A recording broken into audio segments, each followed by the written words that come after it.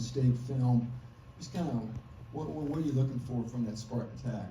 I think it all starts cut up with our quarterback. And number two does a really good job of one, just keeping plays alive with his legs. And he has a good arm, a strong arm that he can put the ball in a lot of good places, and he can make a lot of tough throws. So I think it starts with him, and then I think they have a good stable of running backs in the back end, and then the receiving core is pretty good. Just getting to watch them more and more over the last 24 hours. Like, they do a lot of good things. They run good routes. They're bigger. They're athletic, and then and they have a tight end that transferred from Oregon State as well. That seems to be like the kind of like the comfort for the quarterback. Like, he's got a lot of targets. He's got a lot of catches, and they obviously have a rapport with each other from the previous stop. So. There's a lot of stuff that they like to do. They'll move the pocket. They're going to max pro, try to take their shots deep, and keep the guy off the ground by doing so. So it's going to be a fun challenge, and I think our guys are excited for it. What are you looking for from your defense these last 2 weeks? I just think like we always do.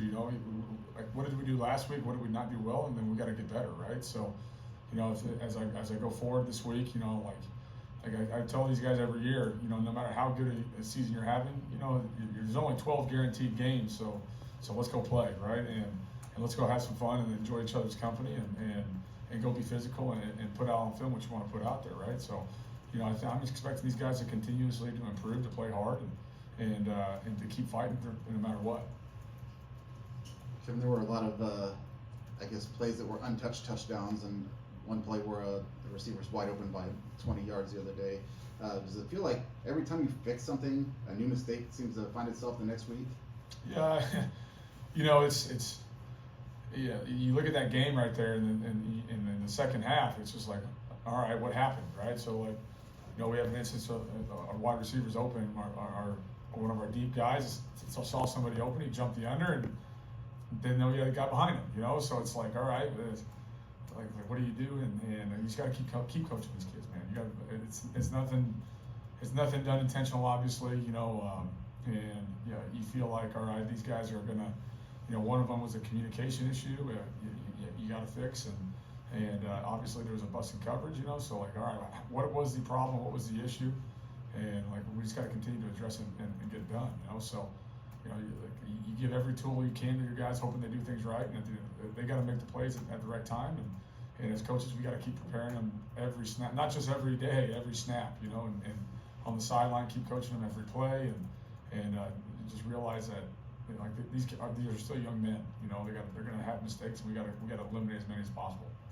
Kind of in that regard, do you have to kind of learn patience as a coach, especially when you play so many young guys that they're going to make mistakes, and you have to let them play through them, or they're never going to get better and learn from them? Yeah, that's why I'm 40 and I got this beautiful gray hair, right? No, but it is part of it, right? Like nobody's perfect, right? Like the kids are going to make mistakes, especially young guys. They're going to get out there and Hidori Hines is a young guy out there, and he plays extremely hard, made a great play, but there's also stuff for, oh man, like hold on to your breath, right? Because it's.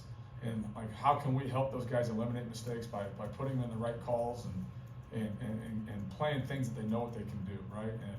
And that's where, as a play caller, I've got to continue to learn. All right, who's in the game at this point in time, and all right, let's put them in these calls to let them have success, right? Because that's what they got to experience, and that's where, like I look back at Hidori, right? A perfect example. He comes in and makes a great play on a screenplay because he had great familiarity with that call, right? And so that's what we got to continue to do is make this thing as complicated for the offense but simple for the defense, where our young guys can go out there and execute and play at a high level. I feel like a lot we've seen this year, Dylan kind of orchestrating the defense, putting guys in better positions or directing them to be in different positions. Can you just speak to his understanding of the defense and how he's grown as a leader in that regard? Yeah, I think like Dylan's an unbelievable. He's an unbelievable talent, and let alone obviously like the person that he is as well, right? So yeah, you look at what he's been able to do. Like Dylan has gotten better every week this year, whether it was correcting his tackling, his angles of tackling, how he defends the deep ball.